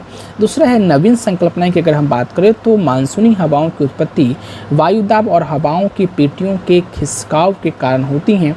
इस संकल्पना का पहली बार प्रतिपादित फ्लॉप नाइक विद्वान ने किया था। अगला है आम्र वर्षा जो है वो कहलाती है, तो आम्र वर्षा जो है वो है क्या है, तो कर्नाटक एवं केरल में अप्रैल महीने में त्वरित झंझावट के साथ होने वाली वर्षा जो है चेरी ब्लाजाम कहते हैं, जबकि मई महीने में होने वाली वर्षा को हम लोग आम्र वर्षा के नाम से जानते हैं, क्योंकि इस वर्षा में आम के फल पकने लगते हैं। और बंगाल एवं असम में अप्रैल मई में होने वाली त्वरित झंझावट के साथ वर्षा को काली वैशाखी कहा जाता है, अतः विकल्प में ये ऑप्शन ही नहीं दिया हुआ है। अगला जो है निम्न राज्यों में से किस राज्य में जाड़े के मौसम में बारिश मिलती है, निम्न में से किस राज्य में जाड़े के मौसम में भी बारिश आपको देखने को मिलेगा, वो आपका तमिलनाडु है। अगला है चेरापूंजी जो है वो अवस्थित है कहाँ, तो मेघालय राज्य में जो है वो अवस्थित है, ठीक है। अगला जो क्वेश्चन है सूची 1 और सूची 2 में, सूची 1 में प्राकृतिक आपदाएं का नाम दिया हुआ है, सूची 2 में आपको प्रदेश का नाम दिया हुआ है और इसको आपको मिलान करना है और कूट का जो है वो चयन करना है। अगर आप बाढ़ की बात करें तो बाढ़ वाले जो इलाके हैं वो आपकी उत्तर प्रदेश और मैदानी जो है बिहार के, उसमें आपको बाढ़ की देखने को मिलेगा। अब अगर हम भूकंप की बात करें तो मध्य पूर्वी भारत, झारखंड, उत्तरी पश्चिम, हिमाचल। भूकंप की अगर बात करें तो हिमालय के गिरिपाद क्षेत्र में। अगर हम सूखा की बात करें, सुखाड़ की, तो मध्य पूर्वी भारत में। और चक्रवात की बात करें तो झारखंड एवं उत्तरी उड़ीसा में। अगला जो क्वेश्चन है वो है कि कार्यवाश मृत्तिका जो ज़ाफ़रान केसर का एक स्थानीय प्रकार के उत्पादन के लिए उपयोग में पाई जाती है, वो है आपका कश्मीर हिमालय में, ठीक है। अगला जो है आपका रेगर जो है वो किसका नाम है, रेगर जो है वो किसका नाम है, तो काली मिट्टी को हम लोग जो है रेगून या फिर रेगर जो है नाम से जानते हैं। काली मिट्टी को स्थानीय रूप में या आप स्थानीय रूप से रेगूर या फिर रेगर या फिर कपास मिट्टी या उष्णकटिबंधीय चरणोजाम आदि अलग अलग नामों से जाना जाता है। भारत में इसका विस्तार जो है लगभग 5.6 लाख वर्ग किलो 5.46 लाख वर्ग किलोमीटर क्षेत्र में है, जो भारत की कुल मिट्टी का 16.6% है। और यह मिट्टी गुजरात में, महाराष्ट्र में, पश्चिम मध्य प्रदेश में, उत्तर पश्चिमी आंध्र प्रदेश में, कर्नाटक में, तमिलनाडु में, राजस्थान में, छत्तीसगढ़ में, झारखंड में बड़े भागों में जो है विस्तृत है। अगला है रेगर मिट्टी सबसे ज़्यादा पाई जाती है कहाँ पे? तो वो आपका महाराष्ट्र, मतलब काली मिट्टी सबसे ज़्यादा कहाँ पे? तो महाराष्ट्र में। अगला है रेगूर नाम है किसकी? तो काली मिट्टी की। अगला है मृदा अपरदन रोका जा सकता है किसके द्वारा? तो वनारोपण के द्वारा जो है वो मृदा अपरदन को हम लोग रोक सकते हैं। मृदा संरक्षण के अंतर्गत वे सभी उपाय सम्मिलित है जो मिट्टी को अपरदन से बचाते हैं एवं इनकी उर्वरता को जो है वो बनाए रखती है। मृदा अपरदन को रोकने के कुछ प्रभावी उपाय इस प्रकार है, जिसमें पहला है आपका वृक्षारोपण, दूसरा है सौपानी अथवा समचरीखीय कृषि, अतिचारण एवं स्थानीय कृषि पर रोक लगाना, ये सब आपके आते हैं। अगला है गंगा के मैदान को एक के रूप में वर्णित किया जाता है किसके रूप में? तो आपका जियोसिंक्लाइन के रूप में जो है वो वर्णित किया जाता है। अगला है गंगा के मैदान की पुरानी कछारी मिट्टी जो है वो क्या कहलाती है? तो वांगर जो है वो कहलाती है। अगला है आपका निम्नलिखित में से कौन सी मिट्टी नदियाँ द्वारा जो है वो निर्मित होती हैं? तो नदियों द्वारा जलोढ़ मिट्टी जो है वो आपका निर्माण होता है। जलोढ़ मिट्टी का निर्माण नदियों के छोड़े गए गाद द्वारा होता है। जलोढ़ मृदा देश के 33.5 से जो है प्रतिशत भागों में लगभग 11 लाख वर्ग किलो क्षेत्र में विस्तृत है। जलोढ़ मिट्टियाँ के दो उपवर्गों में बांटा गया है, पहला है नवीन जलोढ़ मिट्टी और दूसरा है आपका प्राचीन जलोढ़ मिट्टी। अगर आप नवीन जलोढ़ मिट्टी या फिर आपको खादर मिट्टी के नाम से भी जाना जाता है, तो खादर का जो निर्माण है वो नदी के बाढ़ के मैदानी क्षेत्र से होता है, जहाँ प्रतिवर्ष बाढ़ के दौरान मिट्टी की नवीन परत जो है वो जमाव होता रहता है। और ये जो प्राचीन जलोढ़ मिट्टी है, मान लीजिए कोई इलाका है जिसमें हमें पहले बाढ़ आती थी, अब वर्तमान में बाढ़ नहीं आ रही है, तो वो पुराने वाले हो जाएंगे। तो मिट्टी कैसे बाढ़ की पहुंच से कुछ दूर ऊंचाई पर जो है वो होती है, ठीक है। अब अगला जो है वो क्वेश्चन है कि भारत के कुल भौगोलिक क्षेत्र में वन क्षेत्र का क्या प्रतिशत है? तो 20.7 जो है वो है। अगला है कि भारत के किस राज्य का सर्वाधिक क्षेत्र घने पतझड़ वाले जंगल से घिरा हुआ है? तो मध्य प्रदेश में सबसे ज़्यादा वन है, तो वहीं होगी। अगला क्वेश्चन है कि प्रतिशत अधिकतम वन क्षेत्र कौन सा है? तो इसमें बात करें तो मिज़ोरम जो है वो आपका सबसे ज़्यादा है इन ऑप्शनों में से। वैसे अगर देखा जाए तो मध्य प्रदेश जो है वो नंबर 1 पे आता है। अगला है भारत के किस राज्य में वन्यजीव अभयारण्य सबसे अधिक है? तो वन्यजीव अभयारण्य जो है सबसे अधिक जो है वो आपका है महाराष्ट्र में। दिसंबर 2020 की उपस्थिति के अनुसार भारत के वनों में वन्यजीव अभयारण्य की सर्वाधिक संख्या वो आपका महाराष्ट्र में 48 है, जबकि संघ राज्य क्षेत्र अंडमान निकोबार में 96 है। अगला जो क्वेश्चन है वो है आपका समस्त विश्व में तेंदुओं की सर्वाधिक आबादी भारत में है, इसकी अनुमानित संख्या कितनी है? तो अनुमानित संख्या जो है वो है आपका 12,852 के आसपास जो है वो आपका है, लेकिन 13,000 भी क्रॉस कर चुका होगा। अब अगला जो क्वेश्चन है वो कह रहा है कि भारत की जनसंख्या विशेषताओं के संबंध में निम्न कथनों पर विचार करें और कौन से स्टेटमेंट सही है उस पर आपको बात रखनी है। वर्ष 1991-2000 के दशक में जनसंख्या की वृद्धि लगभग 22% दर से हुई थी, यह बात सही है। उस समय जनसंख्या जो है एकाएक पुष्ट की थी, और ये बात आपको 1970 के दशक के बाद जो है वो जनसंख्या वृद्धि जो है वो देखा गया था। वर्ष 1991 की अपेक्षा 2001 में पुरुष व महिलाएं साक्षरता का अंतर जो है वो बढ़ गया था, तो नहीं। अगला है वर्ष 2001 की जनगणना के अनुसार देश में 35 ऐसे बड़े नगर हैं जिसमें कुल नगरीय जनसंख्या की लगभग 48% जनसंख्या जो है वो निवास करती है। वर्ष 1991 की जनगणना के अनुपात में उपभोक्ताओं की संख्या जो है वो कमी की गई थी। देखिए इस प्रकार जो क्वेश्चन है वो बनता है तो आप लोग बनाइए, और अदरवाइज अगर आप समझ में नहीं आता है तो एक दो स्टेटमेंट पता है तब तो आप आंसर तक पहुंच सकते हैं, और नहीं पता है तो उस समय जो है सो ऑप्शन सी पर आप निकल जाइए, अगर आपको ज़्यादा निगेटिव मार्किंग नहीं लिए हैं तो। अगला जो क्वेश्चन है कि 2011 के जनगणना के अनुसार भारत की कुल जनसंख्या में नगरीय जनसंख्या का प्रतिशत क्या है? तो 31% है। अगला जो है कि सारण सिंचाई नहर जो है वो निकलती है कहाँ से, तो गंडक से निकलती है। गंडक परियोजना के अंतर्गत गंडक नदी पर त्रिवेणी नहर के पास 740 मीटर लंबा बैराज बनाया गया है, जिसमें से कुछ नहरें निकलती हैं, जिनमें से एक सारण नहर भी जो है वो है। अगला है त्रिवेणी नहर किस नदी से पानी जो है वो, त्रिवेणी नहर में किस नदी से पानी आता है, तो गंडक नदी से। अगला है भाखड़ नांगल एक संयुक्त परियोजना है किसकी, तो हरियाणा, पंजाब और राजस्थान तीनों सरकार की जो है यह एक संयुक्त परियोजना है। इस पर कभी कभी विवाद भी जो है वो खड़ा हो जाता है। अगला है भाखड़ नांगल बांध किस नदी पर जो बनाया गया है, तो वो आपका सतलुज नदी पर बनाया गया है। अगला है किस नदी पर शिव समुद्रम जलप्रपात जो है वो आपका अवस्थित है, तो वो है आपका कावेरी नदी पर।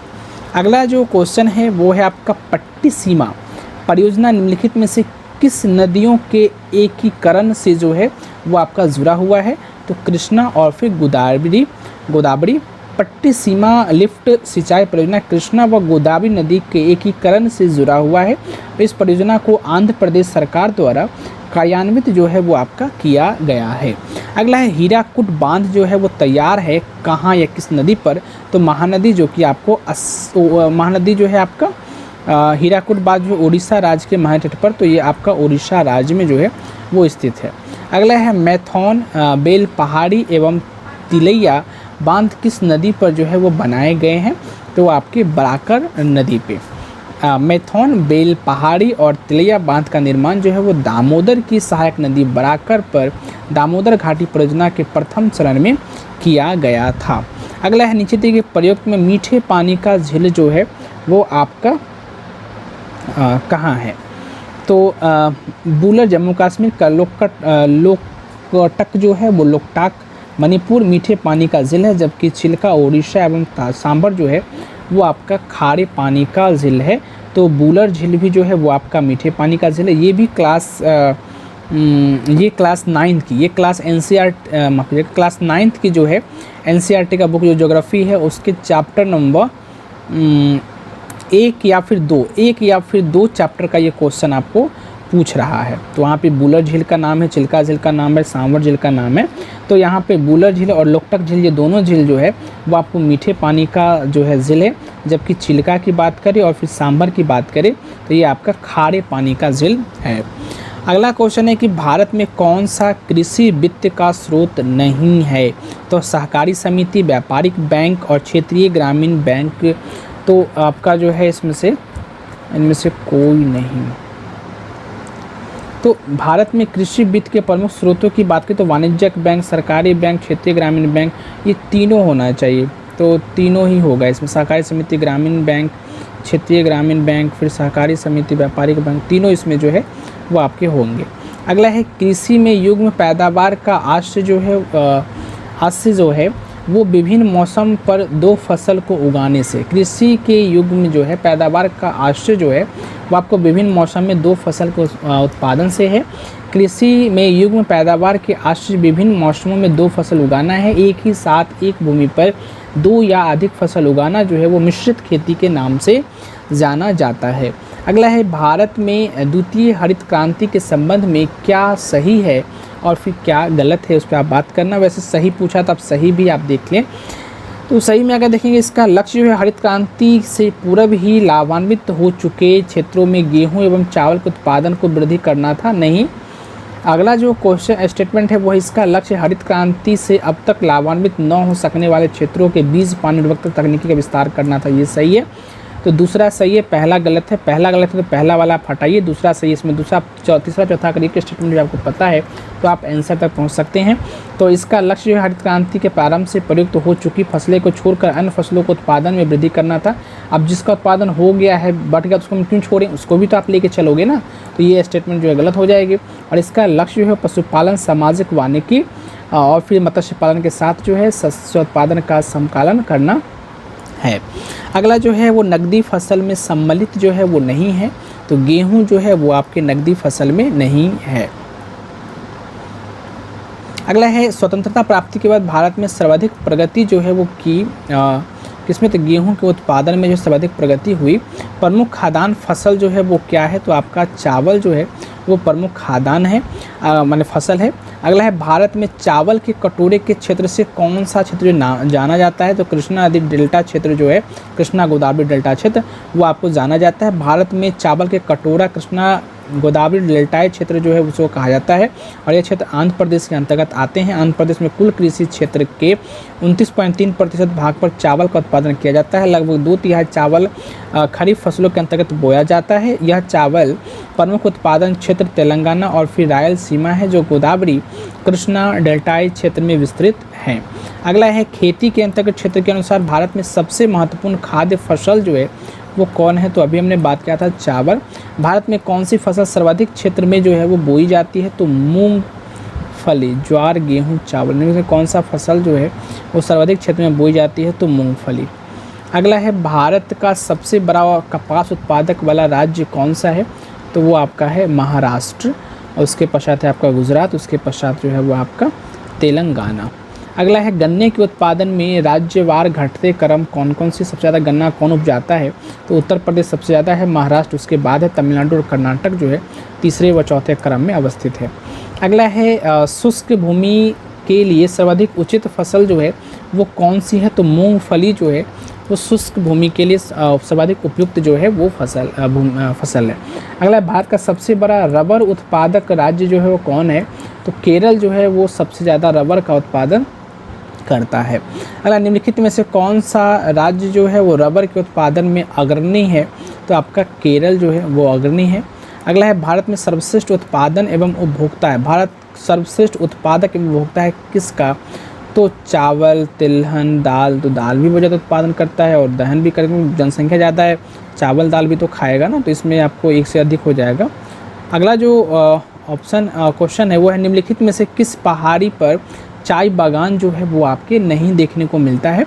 तो गिरनार पर नहीं मिलता, जबकि कानन देवन, दार्जिलिंग और फिर नीलगिरी, दार्जिलिंग का तो बहुत फेमस है, नीलगिरी का भी फेमस है।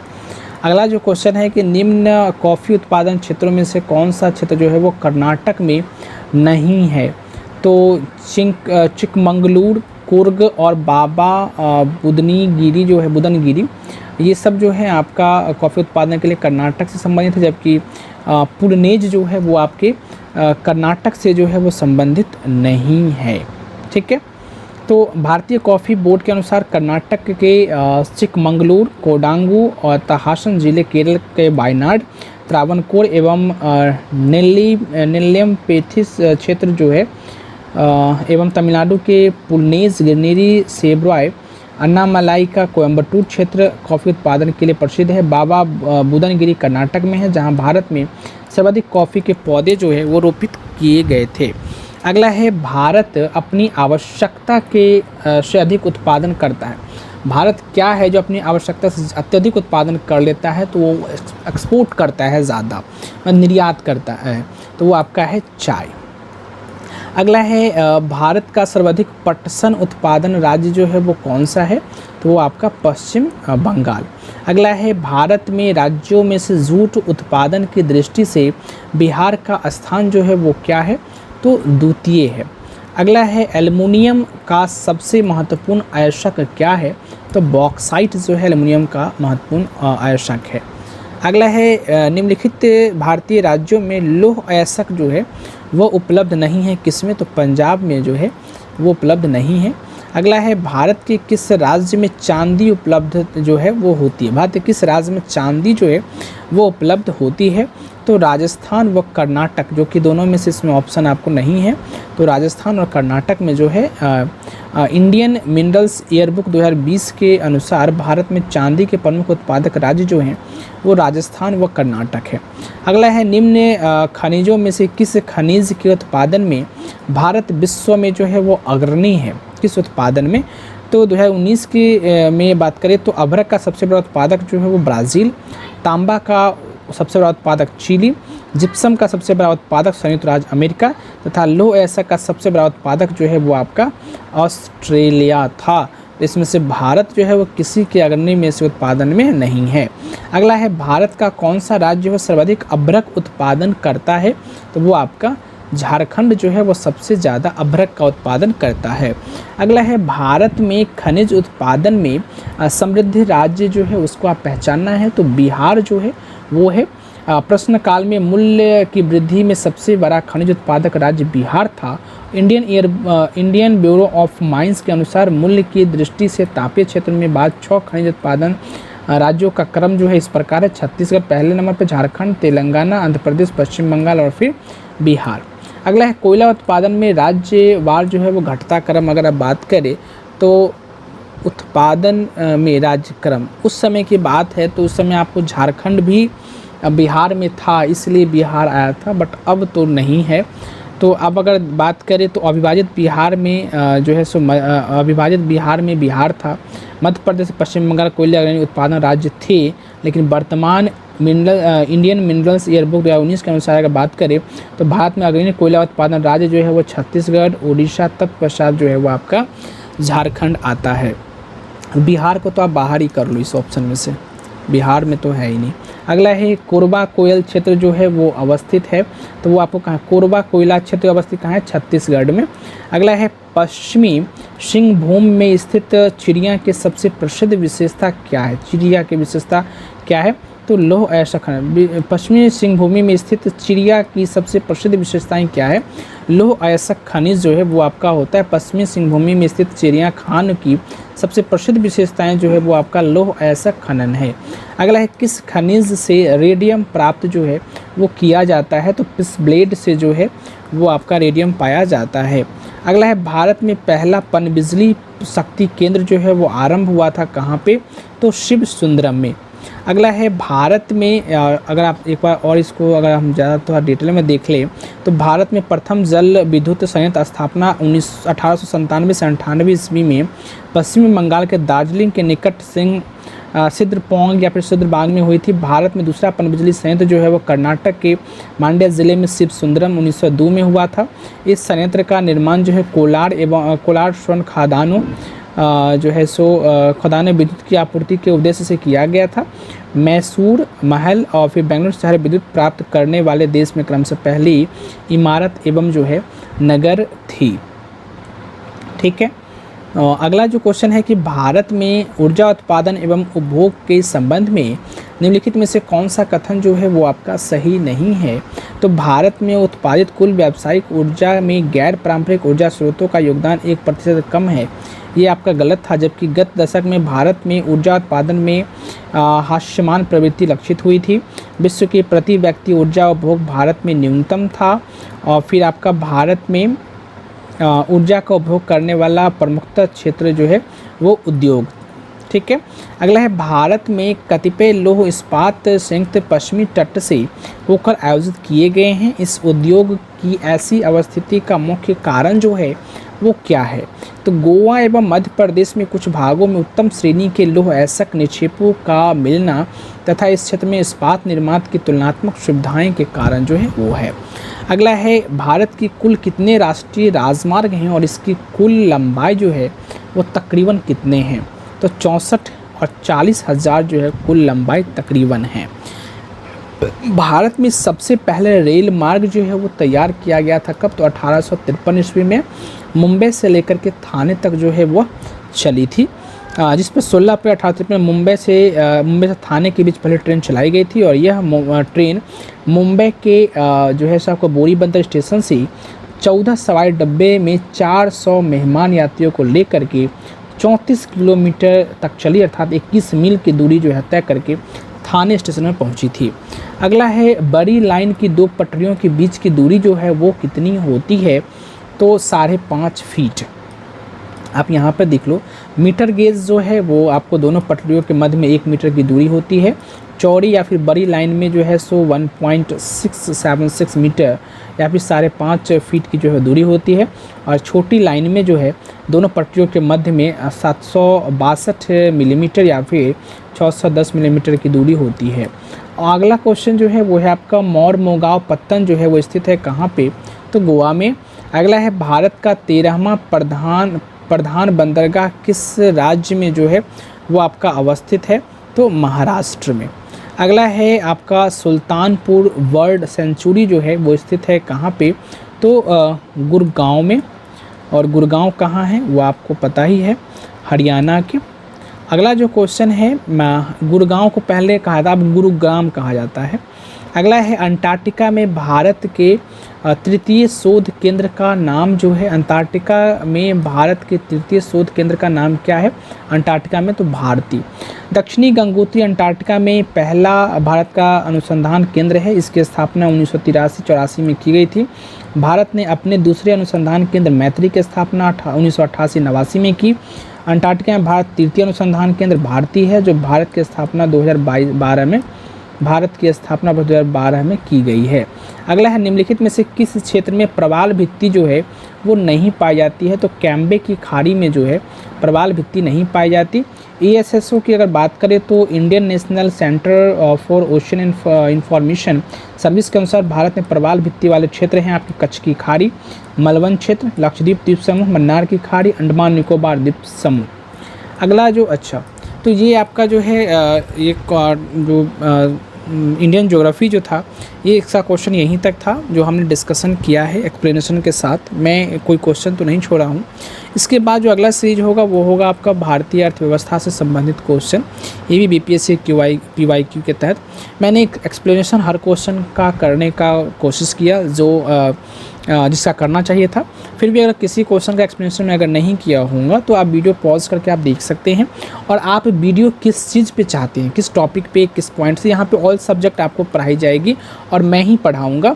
चाहे कोई भी सब्जेक्ट आप लेकर के आइए तो आप हमसे क्वेश्चन जो है वो कर सकते हैं या आप मुझे बता सकते हैं कि आपको किस टॉपिक पे वीडियो बनाना है। इसके लिए आपको कमेंट बॉक्स जो है वो खुली हुई है। कोई सुझाव दीजिएगा तो वो भी सुझाव जो है आप कमेंट बॉक्स में ही दीजिएगा। आदर सम्मान जो है वो एक्सेप्ट की जाएगी। ठीक है। सो वीडियो अच्छा लगा हो तो फिर लाइक शेयर सब्सक्राइब जरूर करें। Thank you so much and all the best.